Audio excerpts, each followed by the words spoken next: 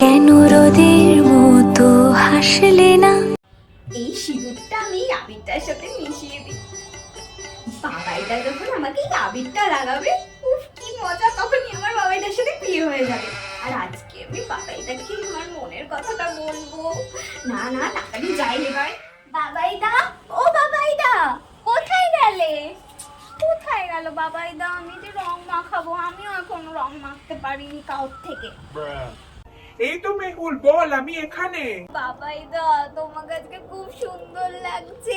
দেখো, আমি তোমার জন্য আবির এনেছি। তুমি আমাকে প্রথম আবির লাগাবে। আরে মেহুল, রং ঠং পরে মাখা হবে। তোকে তো একটা সারপ্রাইজ দিতে চেয়েছিলাম, এতদিন তো বলতে পারিনি। আজকেই তোকে ভাবলাম যে সারপ্রাইজটা দিয়ে দিই। আমি জানি তুমি কি বলবে, তার জন্য আমি এতদিন বসেছিলাম। বাচ্চাদন, পথে এসো। এই মেহুল, চোখটা বন্ধ কর। ঠিক আছে। এই দেখ, এইটা হচ্ছে আমার গার্লফ্রেন্ড। হাই মেহুল। কি? এটা তোমার গার্লফ্রেন্ড? ঘাটের মোড়া শাকচুন্নি আর কাউকে পেলি না, আমার বাবাইদাকেই পেয়েছিস। আর বাবাইদা, তুমি আমাকে দিয়ে ঘাট টিপিয়েছো, পা টিপিয়েছো। মেহুল চা এনে দিবি, মেহুল চা এনে দিবি। সব সোহাগ কোথায় গেল? একে দিয়ে মেটাচ্ছে এখন? তুমি তো খুব শেয়ানা। হ্যাঁ, গাছেরটাও খাবে, আবার তলারটাও কুড়াবে। আরে মেহুল, রাগ করছিস কেন? আয়, তোকে রং মাখিয়ে দিই।